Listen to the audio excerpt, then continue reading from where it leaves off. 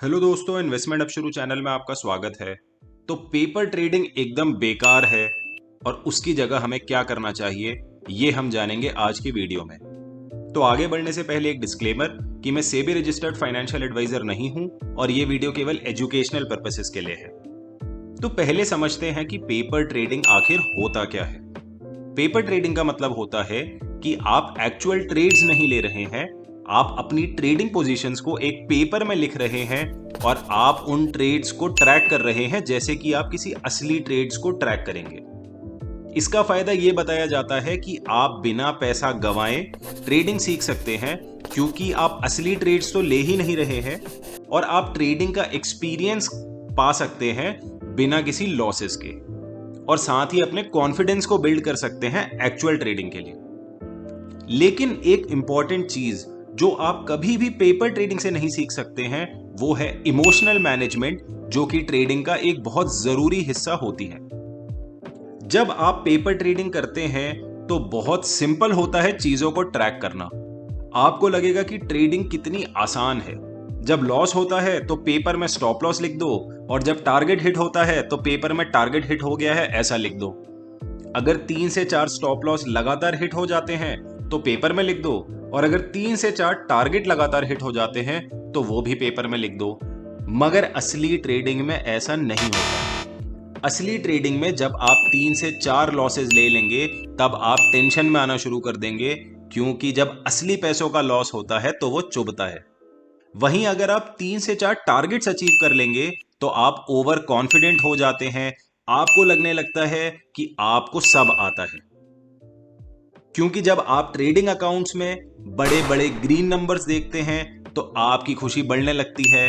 कई बार इस चक्कर में ट्रेडर्स बड़े बड़े रिस्क लेना शुरू कर देते हैं, जिसकी वजह से उन्हें बड़ा लॉस हो सकता है। तो ये सारे चेंजेस तब आते हैं आपके इमोशंस में जब आप असली ट्रेडिंग करते हैं, लेकिन पेपर ट्रेडिंग में ऐसा कुछ नहीं होता है।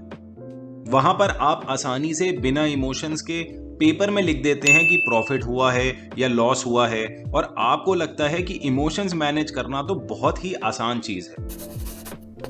पेपर ट्रेडिंग आपको एक फॉल्स सेंस ऑफ सिक्योरिटी देता है, आपको चकमा देता है। आपको लगता है कि बाकियों के साथ होते होंगे ये सब इश्यूज, मैं अलग हूं, मुझे तो आता है। मैं तो प्रॉफिट और लॉस को बड़े आराम से मैनेज कर लेता हूं, और उसके बाद आप अपनी पूरी कैपिटल लेकर ट्रेडिंग करने के लिए उतरते हैं और उसके बाद आप बड़े लॉसेस लेकर के बाहर आते हैं। जैसे कि आप क्रिकेट की रूल बुक पढ़कर क्रिकेट खेलना नहीं सीख सकते हैं, उसके लिए आपको मैदान में उतरना पड़ेगा। ठीक उसी तरह से आप पेपर ट्रेडिंग करके असली ट्रेडिंग नहीं सीख सकते हैं। जब आप क्रिकेट खेलने के लिए उतरेंगे तब 3-4 बार आपकी विकेट उड़ जाएगी, तब जाके आपको समझ में आएगा कि क्रिकेट एक्चुअली कैसे खेला जाता है। तो क्या और कोई तरीका है जिससे हम सेफली ट्रेडिंग शुरू कर सकते हैं बिना पेपर ट्रेडिंग किए? तो उसका एक ही तरीका है कि उतरना तो मैदान में ही पड़ेगा और असली ट्रेडिंग ही शुरू करनी पड़ेगी। मगर एक चीज का खास ध्यान रखिए कि आपकी ट्रेडिंग कैपिटल काफी छोटी होनी चाहिए। यानी कि अगर आप 1 लाख की कैपिटल से ट्रेडिंग शुरू करना चाहते हैं तो उसका केवल 10%, यानी कि सिर्फ 10,000 रुपए से ट्रेडिंग शुरू कीजिए। उसको आप अपने सीखने की कैपिटल बनाइए, ताकि आप असली ट्रेडिंग में अगर कुछ गलतियां भी करेंगे जिसकी वजह से आपको लॉसेस होंगे तो वो ज्यादा बड़े लॉसेस नहीं होंगे। और जब आप 6 महीने या साल भर ट्रेडिंग का एक्सपीरियंस कर लेंगे, उसके बाद आप अपनी ट्रेडिंग कैपिटल को बढ़ा सकते हैं और उसके बाद आप पैसा कमाना शुरू कर सकते हैं। वहीं अगर आप पेपर ट्रेडिंग करके ज्यादा कॉन्फिडेंस में आकर पूरे 1 लाख की कैपिटल से ट्रेडिंग करना शुरू कर देंगे तो आपको काफी बड़ा लॉस भी हो सकता है, क्योंकि पेपर ट्रेडिंग में आपने इमोशंस को मैनेज करना तो सीखा ही नहीं है।